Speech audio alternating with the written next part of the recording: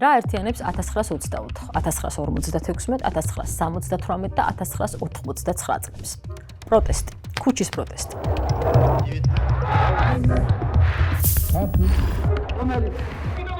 ჩემი გზამკვლევი პროტესტზე მოსაყოლად დღეს ეს წიგნი იქნება. საქართველოში ქუჩის ანტისაბჭოთა წინააღმდეგობის ამბავი, რომელსაც სულ ახლდა თან ანტირუსული განწყობებიც. საქართველოს დამოუკიდებლობა ისტორიულად პირველი დამოუკიდებლობა 1918 წელს და მეორე უკვე 1991 წელს უკავშირდება თავიდან ბოლომდე რუსული, იმპერიული და შემდეგ საბჭოთა სისტემისგან თავისუფლების მოპოვებას. ამ გაგებით შეიძლება დამოუკიდებლობა სახელმწიფოებრივი დამოუკიდებლობა ნეგატიური შინაარსისაც იყოს, იმიტომ რომ მუდმივად ცდილობს საქართველოს რაღაცისგან გათავისუფლებას. თბილისში გამართული დიდი დემონსტრაციების რუკას თუ დავხედავთ, ვნახავთ, რომ გამოსვლები ძირითადად რამდენიმე ადგილას იწყებოდა ხოლმე. სახელმწიფო უნივერსიტეტთან, ტელევიზიის შენობასთან, დედაენის ბაღში, კავშირგაბმულობის სახლთან და თავად რუსთაველის გამზირზე. საბჭოთა საქართველოში მაშინდელი მთავრობის, დამოუკიდებელ საქართველოში ჯერ უზენაესი საბჭოს და მერე უკვე პარლამენტის შენობის მისამართზე. რუსთაველის 8 ნომერში. მაინც რა აქვს ამ ადგილს ასეთი მიმზიდველი, რომ სხვადასხვა ადგილას დაწყებული პროტესტი საბოლოოდ მაინც იქ ერთდებოდა. 78 წლის მოვლენებით უნივერსიტეტის თბილისის სახელმწიფო უნივერსიტეტის ეზოში დაიწყო, მაგრამ მსვლელობა გაემართა რუსთაველზე პარლამენტის შენობისკენ და სხვა შემდეგ უკვე 80-იანი წლების ბოლოს მიმდინარე პროტესტებით საბოლოო ჯამში მთავარ მოედნად, მთავარ სცენად იყენებდა პარლამენტის შენობის წინ მდებარე ადგილს, სადაც ტარდებოდა როგორც ლექციები, ისე გამოსვლები, ისე შეკრებები და ეს ადგილი იყო ასევე ინფორმაციის გავრცელების სივრცე, იმიტომ რომ მაშინ მიიჩნევდნენ, რომ პარტიის პრესა არ ავრცელებდა იმ ინფორმაციას, რომელიც საზოგადოებას სჭირდებოდა, მიიჩნეოდა, რომ იყო კრიტიკული, ამიტომ ამ მოედანზე ერთმანეთში ცვლიდნენ ამ ინფორმაციას. ხანდახან დემონსტრაცია რუსთაველიდან ცოტა მოშორებით გადაინაცვლებდა ხოლმე. მაგალითად ტელევიზიასთან, რომელიც ყოველთვის იყო სტრატეგიული ადგილი.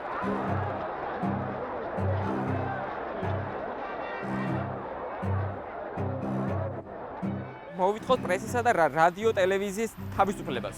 ხო, და ეს არის რომელი წელი? ეს არის თავად მე როცა ავტორს ვესაუბრე, მითხრა რომ ეს სურათები გადაღებული არის 1990 წელს, მაგრამ მე ეჭვი მეპარება და მგონია რომ ეს არის 88 ან 89 წელი. იმიტომ რომ ამავე ფირზე აი ეს სურათი არის მაგალითად. სულელობა არის ტელევიზიიდან, სავარაუდოდ რუსთაველის მხრიდან, ეს არის ზოოპარკის ჩადასვლელი უნდა იყოს. მაგრამ ამაზე ხა თავს ვერ დავდებ, იმიტომ რომ კადრში უბრალოდ მხოლოდ ამით თუ ვიცნობთ. ისე ეს მარშრუტით გამეორდა წლების მერე, ხო, შარშანში. კი, იმიტომ რომ ქალაქი ისევ იგივე არის. კი, ჩვენ შეიძლება შევცვალოთ გზები, მაგრამ ის ფუნქციური დატვირთვის მქონე შენობები, რომელიც ადრე იყო, იგივე ფუნქციას იმეორებს, ხო? კი, დღეს ტელევიზია გადადის და ძალიან საინტერესო იქნება თავად პროტესტი თუ გადაინაცვლებს, ხო, მაგრამ ჩერჯერით მოცემულობა ის გვაქვს, რომ ეს ძველი ტელევიზიის შენობა ყოლაო პროტესტის ერთ-ერთი მთავარი სივრცე არის, იმიტომ რომ ეს არის სიმბოლო ტელევიზიის, სიმბოლო ინფორმაციის გადაცემის და სიმბოლო მათ შორის პროპაგანდისაც. ხანკი ქუჩის აქცია ისეთ ადგილზე იმართებოდა, სადაც მას დიდად არავინ ელოდა. მაგალითად, ასეთი იყო სპორტის სასახლე 1993 წლის ზამთარში, აფხაზეთის ომის პერიოდში. იქ საპროტესტო აქცია საქართველოში მცხოვრებმა რუსებმა გამართეს. აფხაზეთში მიდის ომი და როცა უკვე ინფორმაცია ვრცელდება, რომ მარტში რუსები აპირებენ გენერალურ შეტევას სოხუმზე და როცა უკვე ქართული მხარე ძალიან მასობრივად გადასცემს ინფორმაციას და მასობრივად აპროტესტებს რუსულ ჩარევას კონფლიქტში. რატო იყო თვითონ ესეთი ეს აქცია მნიშვნელოვანი? იმიტომ რომ როცა უბრალოდ ეს სურათები ამოვიდა ნეგატივი და პირველი გამახსენდა აი უკრაინაში ომი რო დაიწყო, მეორე ომი და რუსები აქ რომ მართავდნენ აქციებს, ხო? იმიტომ რომ არ ვიცი რაღაცნაირად მე არ მჯერავს რომ ისტორია მეორდება ან რაღაც გავს, ხო, ჩემთვის ეს არ, მაგრამ თავისუფლად ძალიან საინტერესო არის რომ 40 თუ 30 წლის შემდგომაც რუსები ისე მოდიან, ისე აქციას მართავენ და პირდაპირ თუირიბად ხართ უჭერენ საქართველოს, უკრაინას, ნუ შემთხვევაში უკრაინა არ გულისხმობ, მაგრამ უკრაინასაც და ეწინააღმდეგებიან არსებულ რუსულ ხელისუფლებას. და თავისუფლად საინტერესოა რატო სპორტის სასახლესთან. და მე მგონია რომ ისე სასტუმრო აჭარაში არის ვიღაც ისეთი, იმას უნდა დაინახოს აი ეს ყველაფერი. ვინ არის არ ვიცი. პირველი დიდი ანტისაბჭოთა წინააღმდეგობების საწყისწერტილად 1921 წლიდან დაწყებული გამოსვლები მიიჩნევა, რომელიც 1924 წლის აგვისტოს აჯანყებით დასრულდა. 1922 წლის გაზაფხულზე, ამ დროს საქართველო უკვე 1 წელია საბჭოთა რუსეთის მიერ არის ოკუპირებული, ქართველი სტუდენტები ამერიკელ და ევროპელ სტუდენტებს მიმართვას უგზავნიან და წერენ: უკანასკნელ კაცამდე ვიბრძოლებთ ეროვნული თავისუფლებისთვის, იმ იმედით და ღრმა რწმენით, რომ ქართველი ერი კვლავ დააღწევს თავს რუსეთის მონობას და აღადგენს თავის დამოუკიდებლობას. აგვისტოს აჯანყება 1924-ში ჭიათურაში დაგეგმილზე 1 დღით ადრე დაიწყო და საბჭოთა ხელისუფლებამ ის მალევე ჩაახშო. ასობით ადამიანი დაიჭირეს და დახვრიტეს, მათ შორის დამფუძნებელი კრების დეპუტატებიც. 1924 წლის მონაწილეების სასამართლო პროცესი როცა იმართება, ერთ-ერთი აჯანყების მონაწილე აქტიური ორგანიზატორი კოტე ანდრონიკაშვილი, რომელიც თვითონ იყო პროფესიით იურისტი, სასამართლოზე ხსნის, რომ მათ სხვა გზა აღარ დარჩათ, მიუხედავად იმისა, რომ ამ აჯანყებასთან დაკავშირებით ადგილზე არსებულ აჯანყების ორგანიზატორებსა და საქართველოს მთავრობას შორის, რომელიც წასული იყო, განსხვავებული შეხედულებები არსებობდა, რომ უნდა მოეწყოთ თუ არა აჯანყება. ქვეყნის გარეთ არსებული მთავრობის წევრების ნაწილი მიიჩნევდა, რომ არ იყო საკმარისი რესურსი შეიარაღებული აჯანყებისთვის და მიიჩნევდა, რომ პროტესტი და ქუჩის ბლოკირება, რკინიგზის ბლოკირება ბევრად უფრო ეფექტიანი საშუალება იყო პროტესტისთვის, მაგრამ საბოლოო ჯამში მოკლედ დამარცხდა ეს აჯანყება. შემდეგი დიდი მანიფესტაციები თბილისს უკვე 32 წლის მერე გადაუვლის, 1956 წლის მარტში. სისხლიანი 9 მარტი, ასე შევა ეს დღე ისტორიაში. იმ დღეს კავშირგაბმულობის სახლთან ჯერ მომიტინგეების ერთ ჯგუფს ესროლეს. ერთ-ერთი ვერსიით პროტესტის მონაწილეები, რომელთაც ტელეგრამის გაგზავნა სურდათ მაო ძედუნისთვის, შენობაში შესვლას ცდილობდნენ. სროლის ამბავი დედაენის ბაღში სტალინის ძეგლთან შეკრებილებამდეც მალე მივიდა. ისინი რუსთაველისკენ დაიძრდნენ, სადაც მათ საბჭოთა არმიის ნაწილებმა ცეცხლი გაუხსნეს. ისროდნენ სანაპიროზეც. ხალხი ამბობდა, რომ ეს რუგეშინიათ ფუჭის წყვილებია და მიაწექით კარს, მაგრამ უკვე როდესაც წყვილები ხდებოდა გრანიტს, ისროდა ნაპერწკლებს და იქვე დავარდა რამდენიმე კაცი, უკვე რასაკვირველია, აქ ფუჭის წყვილებზე ლაპარაკი ზედმეტი იყო და ჩვენ ჩავწექით. ოფიციალური მონაცემებით მაშინ 21 ადამიანი მოკლეს, სულ ახალგაზრდები. დაღუპულთა ზუსტი რაოდენობა დღემდე სადავოა. Saltatveli udavljenje, a iz svita je po mašin. Kosumi kajesija dačili, akidam tkuja mohodben, akidam osuli kosumši. დაღუპულების 9 ნახევარი იყო დარეკეს, რომ მოგვეშველეთ დაჭრილებია მოყანილი ბევრი დაჭრილები. ფეხით ჩავერბინე საავტობუსში, ჩავიდა რას ხედავ შესასვლელში, მიმღებში მიცვალებულებზე გადავდიოდი ძერ. რამ გამოიყვანა ეს ხალხი გარეთ? ამ გამოსვლებს წინ უსწრებდა იმავე წლის თებერვალში კომპარტიის მე-20 ყრილობაზე ნიკიტა ხრუშოვის დიდხანს საიდუმლოდ დარჩენილი გამოსვლა, სადაც მან სტალინის პიროვნების კულტი გააკრიტიკა. საქართველოში ხმა გავრცელდა, რომ ხრუშოვმა არა მარტო სტალინი დაგმო, ქართველი ერიც აუგად მოიხსენიაო და 10 დღეში თბილისში დაიწყო კიდეც საპროტესტო გამოსვლები. ჯერ სტალინის მხარდამჭერი ლოზუნგებით, მერე უკვე ანტისაბჭოთა და ანტიმოსკოვური გამოსვლებით. გაზეთ კომუნისტის რედაქციაში იწერება წერილები და რადიოს სახელზე, ასევე რომ გთხოვთ გაუშვით სტალინის საყვარელი სიმღერა გაფრინდი შავო მერცხალო, ან მოგვასმენინეთ საქართველოს ჰიმნი ქართული ტექსტით. გაფრინდი შავო მერცხალო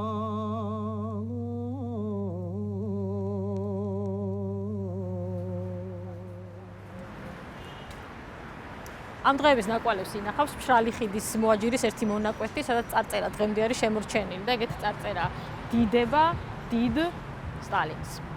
და აქედან რამდენიმე კილომეტრში კავშირგაბმულობის სახლის ყოფილ შენობის ფასადზე ესეთი ტაბლო იყო დამაგრებული, რომელსაც ჰქონდა ესეთი წარწერა, მემორიალური დაფა 56 წლის 9 მარტს საბჭოთა რეჟიმის მიერ დახვრეტილი მშვიდობიანი მომიტინგეების ხსოვნის მემორიალი. გავაკიდებ 22 წელი და ქართველი სტუდენტობა ისევ აღმოჩნდება ქუჩაში. ამჯერად 1978 წლის 14 ապრილს, ქართული ენის სახელმწიფო ენის სტატუსის დასაცავად. ამჯერად მოთხოვნა შესრულდება. საქართველოს ახალი კონსტიტუციის საბოლოო პროექტის 75 მუხლში ჩაიწერება, რომ საქართველოს საბჭოთა სოციალისტური რესპუბლიკის სახელმწიფო ენა არის ქართული ენა. დავტოვოთ, შევინარჩუნოთ ფორმულირება, რომელიც ითვალისწინებს სახელმწიფო ენას ქართული ენის გამოცხადებას. პროტესტი მაშინ სახელმწიფო უნივერსიტეტიდან დაიწყო და მელიქიშვილის გამზირის გავლით მსვლელობა ისევ რუსთაველამდე მივიდა. ამ ამბის ამსახველი ფოტო და ვიდეო მასალა ჯერჯერობით არსად იძებნება.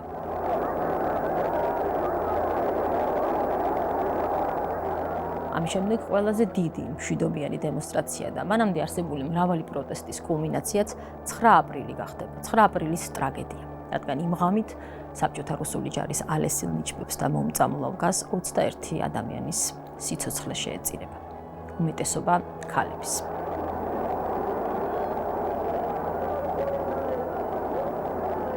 სრულად შემთხვევით ბატონო კობაწაკაძის არქივში აღმოჩნდა სწორედ ტელევიზიის აქციის სურათი 9 აპრილის ღამეს. უბრალოდ 9 აპრილის დილას და არა ღამეს. აქ წერია SSRK ხალხთა საპყრობილე შეუერთდა საყოველთაო გაფიცვას. სავარაუდოდ კონსერვატორია წერია, კონსერვატორია გაფიცული, ბოლოასოები აღარ ჩანს. შენობა, წერია ინგლისურად, აქ სანთლები უკავიათ. სხვა ფოტოებზე ჩანს, რომ აქ რუსები მარშირებენ, მათ შორის მეჩვენ ტექნიკით და ხო, არ ვიცი, პირველი ხამსვათებს რომ შევხედე, იმაზე გავიფიქრე თუ რაში დაშირდა ტანკებით ამ ხალხის შეშინება და თან ეს ხალხი არასდროს მშვიდობიანია, არამედ თანამედროვე ქართული ოცნების იმიტომ რომ ვიხმძღვანელოს კიბეებზე დგანან, ანუ ტროტუარსაც არაფერ ხებენ. და აი ამ რამდენიმე ასეული ადამიანის წინააღმდეგ მთელი არმია გამოიყვანეს რუსებმა, რომ ვითომ და არ ვიცი, უნდა დაეშინებინათ, არ ვიცი, ვერ გეტყვით. მე და არა მხოლოდ მე ბევრი ისტორიკოსი მიიჩნევს, რომ მაშინ მთავრდება საბჭოთა საქართველო რეალურად 1989 წლის 9 აპრილის მოვლენებით, იმიტომ რომ ამ დღის შემდეგ უკვე რთული ხდება საუბარი საბჭოთა კავშირში დარჩენაზე და ამ საკითხის რაციონალურობაზე. მაგრამ თვითონ ეს მოვლენა დემონსტრაციები 1989 წელს და მასთან დაკავშირებული გამოსვლები, მათ შორის წინა წლებში აჯამებს და ერთად თავს უყრის ყველა იმ მოთხოვნას, რაც წინა პერიოდში არსებობდა, მოყოლებული 1924 წლიდან და ამისი დადასტურება არის შემდეგ საქართველოს დამოუკიდებლობის აქტი, რომელიც საქართველოს სახელმწიფოებრიობას აფუძნებს 1918 წლის დამოუკიდებლობასთან აკავშირებს და კონსტიტუციას მისი გაგრძელება არის. ამ გაგებით ეს ისტორიული კავშირი ამ მოვლენებს შორის ნათელია, აშკარა არის პოლიტიკური, ისტორიული და რაც თავარია სამართლებრივი. წელსაც 26 მაისს საქართველოს დამოუკიდებლობის დღეს რუსთაველზე დიდი საპროტესტო აქცია დაიგეგმა. ისევ იქ ყველა დიდი წინააღმდეგობის ეპიცენტრში. ისევ თითქმის იგივე მოთხოვნით. საქართველოს დამოუკიდებლობის დასაცავად.